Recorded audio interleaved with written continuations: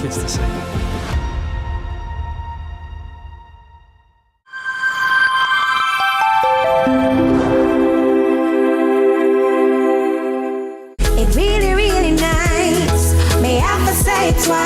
The time by Jamaica Mountain Peak Golden Turmeric Latte is 12 p.m.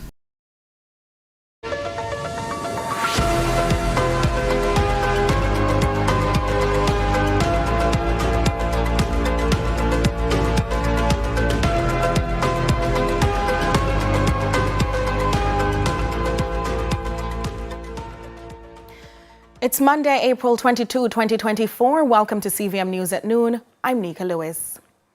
The country's legal sector was this morning able to continue in its duties for courts following the appointment of an acting director of public prosecutions. She's Claudette Thompson, a senior deputy director in the office of the DPP. The announcement came shortly after 10 this morning from the Ministry of Justice. In the statement, it notes she was recommended to the Governor General by the Public Service Commission and officially takes on the role today, April 22, 2024. Her appointment follows Friday's ruling that incumbent Paula Llewellyn is not fit for the office since the court found her second extension of tenure being unlawful. We'll have more on this developing story in our news at 7. There is some stir in the governing Jamaica Labour Party, the JLP, following a crucial internal meeting yesterday that sent some heads turning.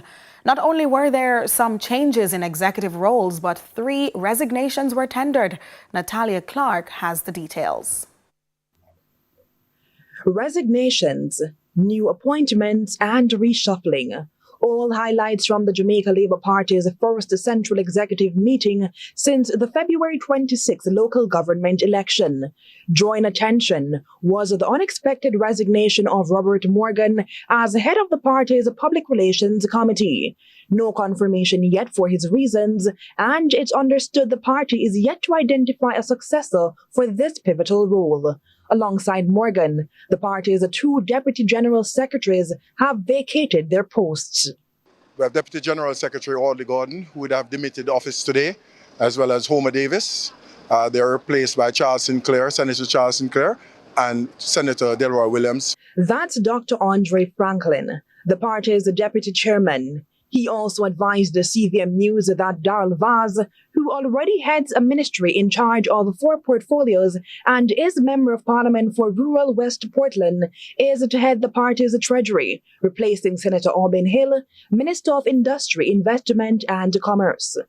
We made an addition to the Secretariat, where we have now Senator Aubin Hill that will be joining the Secretariat.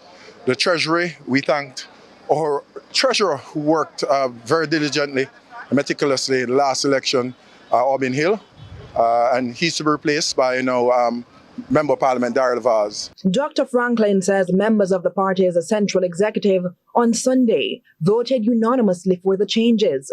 But what exactly prompted the reorganization? The time of our officers are required to be on the ground to get things done. There are some areas where the natural synergy is easier than in other areas for other persons. So the best skill sets were put to the test today, and the meeting voted unanimously to make the necessary changes.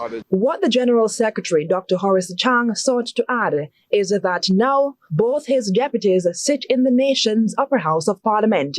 The meeting of the Central Executive lasted just a few hours, with party leader Andrew Holness arriving minutes before 1 p.m. and leaving mere minutes after 2.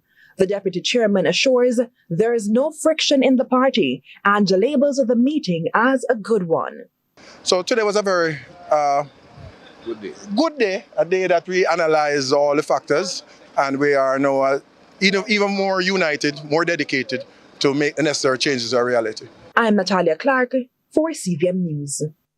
In acknowledging the many issues that schools now face, including illiteracy among children matriculating to high school, Ministry of Education Permanent Secretary Dr. Kassan Troop is encouraging teachers and principals to find new ways to tackle the issue. She says the new era calls for different strategies. We cannot approach the job in a traditional mode. The high schools complain, my principals from the primary school, that we are passing up the students and they cannot read. And it's frustrating them. And when they come to the high school, our high school teachers and principals, they want to lead a high school. They want to teach what they are prepared to teach. But when they look at the situation, they cannot move on. What that means as a principal is that you now have to become surgical. You cannot be the ordinary traditional principal. You now have to customize. The new artisan village was opened on Friday, April 19 in Falmouth, Trelawney. The village features locally made craft as well as items from various aspects of the island's culture. Prime Minister Andrew Holness says it's a true testament to the country's economic growth. This afternoon marks a significant milestone in the journey towards cultural enrichment and economic empowerment as we come together to celebrate the culmination of an outstanding partnership between the Port Authority of Jamaica and the Tourism Enhancement Fund. The Tourism Enhancement Fund is a discrete name, but Minister Bartlett whispered to me that it is now very much under the Consolidated Fund. The Artisan Village is a demonstration of the new dispensation of the Jamaican economy. April 22 is celebrated as Earth Day. In highlighting the many beauties of our planet, some environmentalists are urging citizens to play their part in protecting nature and protecting it from additional harm. Speaking on Sunrise this morning, manager of the National Conservation Trust Fund of Jamaica, Daniela Etchinson, says there's not much protection for some spaces. It was back in 2014 when the trust fund was established. It was really, the government of Jamaica was really looking at the sustainability of funding protected areas in Jamaica, and they realized that there are a significant gap in filling that funding for protected areas management. A lot of our protected areas are currently severely underfunded, which puts us to risk for climate change and, you know, biodiversity is just degrading. And so the trust fund plays a unique role in where we respond to, you know, funding management activities within our protected areas. So we are unique in the sense that we provide funding to non-government organization, community-based organization, government organization, or even the private sector organization who are operating within or managing a protected area. CVM News at Noon returns after this break.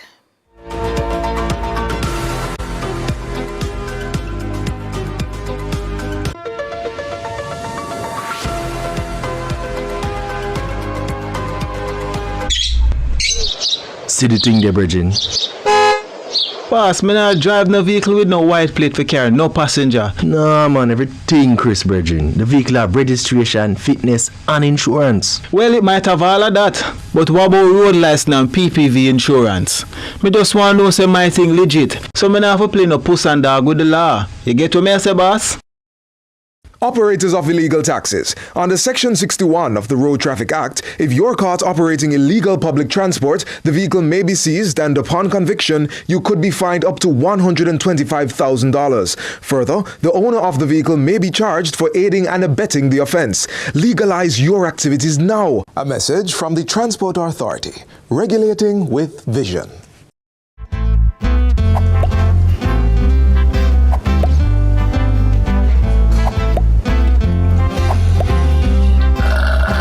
Pure bulk syrup. It's just too sweet to beat.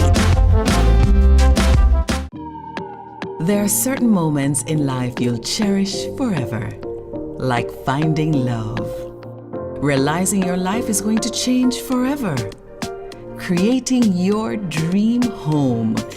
These are your great moments. And helping you to achieve them is ours. Chris and Charles, powering great moments since 1992. When you think loans, think Chris and Charles.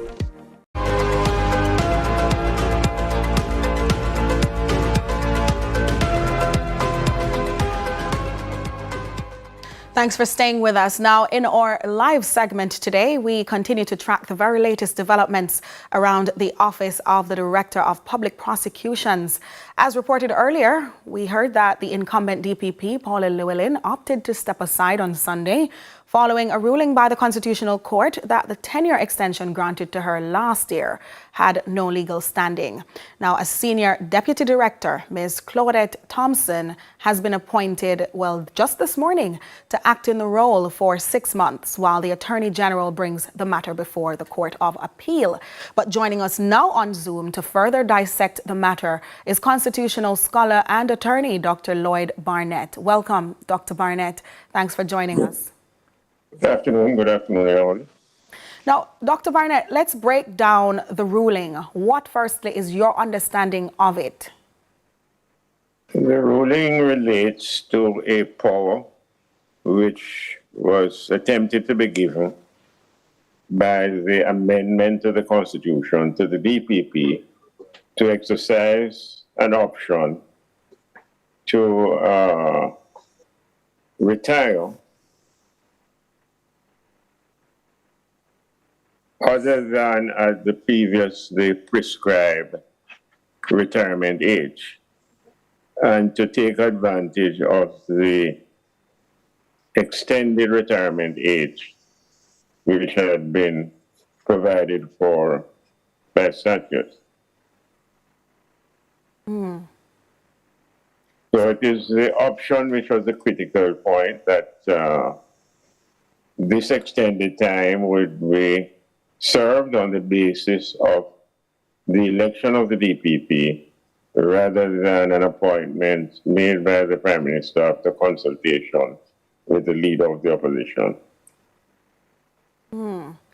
Well, based on the fact that this was a declaratory ruling, is the option of a stay on the table? Was it? It's a constitutional matter, so there is great flexibility in what a court can do. But it would be extremely unusual and unprecedented for a stay to be given, because there's really nothing to stay. What the court has declared is that a certain legal position existed from a certain time, so that it is not an order for anybody to do anything. Well, talk to me. And stays relate to allowing someone to continue to do something which was held by the trial court to be legal. Yes. Well, talk to me. Go ahead. Yeah, but I do not exclude from the possibility of the court having a power to give remedies of a type which is not exactly what is available in normal common law actions. But as I say, it would be unprecedented, even in constitutional laws, for this to be done. Yes. Well, why should people care about this ruling by the Constitutional Court? Why is the Constitution important? Well, the Constitution is a document which governs the activity of all Jamaicans. It says what can be done to circumscribe your rights, what can be done to impose duties and obligations on people, what powers the government have, and how extensive are those powers. So it is the basic legal document, and it governs the conduct not only of government but of citizens. All right, well, we'll take a quick pause on that matter because we are up on a break. We'll be right back.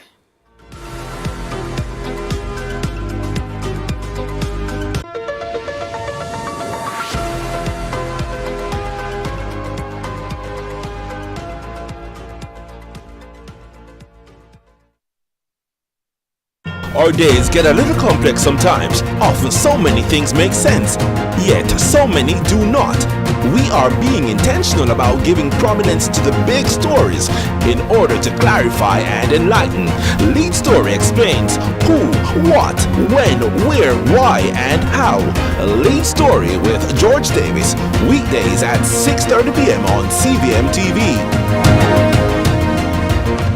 What's up, y'all? It's your girl Danique, and you are locked into the baddest cooking show on TV right now. Cooking with Love with Chef Simpson on CVM TV, so make sure you stay tuned. I know this. So,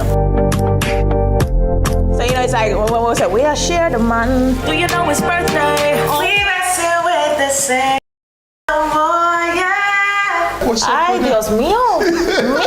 And of course, your girl is on, so make sure you stay tuned.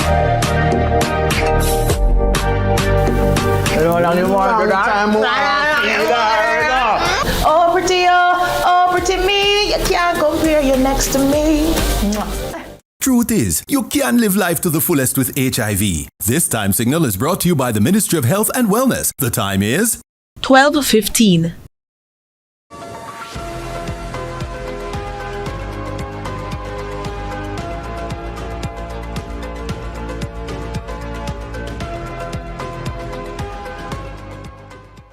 Welcome back to CVM News at Noon. We're discussing the tenure of the Director of Public Prosecution following the recent full court ruling. And we are being joined by constitutional attorney and scholar.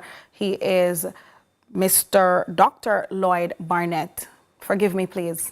Dr. Barnett, before we went to the break, we tackled different aspects of the importance of the Constitution of Jamaica and why it should be relevant to the people of the day.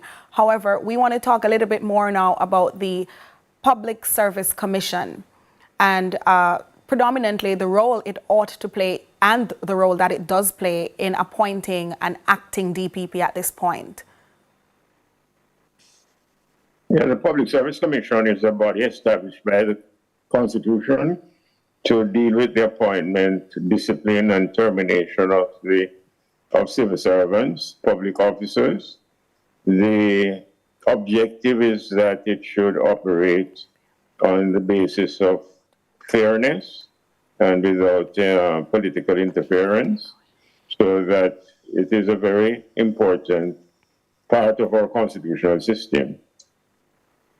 How should it go about, or typically what would happen as the PSC once it's allowed to appoint or select someone of this ilk for such a position?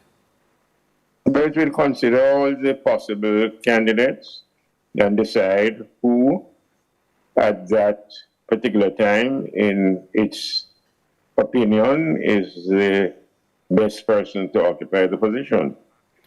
All right. Have you heard about what the leader of the opposition had said in relation to the PSC some time ago? Something about it almost being defunct.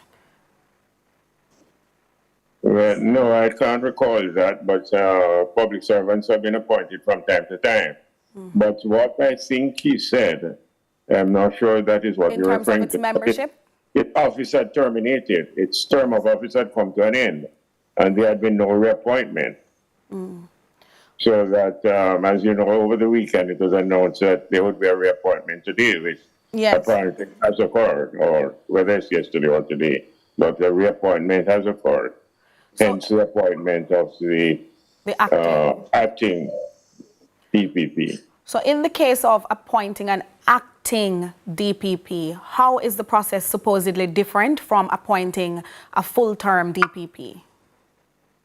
Well, in the case of an acting appointment, it's usually treated as less important because obviously if you're appointing a person permanently, you have to be, more convinced of that person's suitability for the post. But in a post of this importance, you would be careful that the acting person is competent and capable to perform the duties. And the acting person could potentially gain that post as well could potentially become. Yes, I mean, obviously, if that person is made to act and is interested in the permanent appointment, then they would be an automatic candidate. Understood. But the Attorney General on Sunday indicated after some careful consideration of the ruling that it would be, the office says that it would be seeking to appeal the matter. What do you make of this?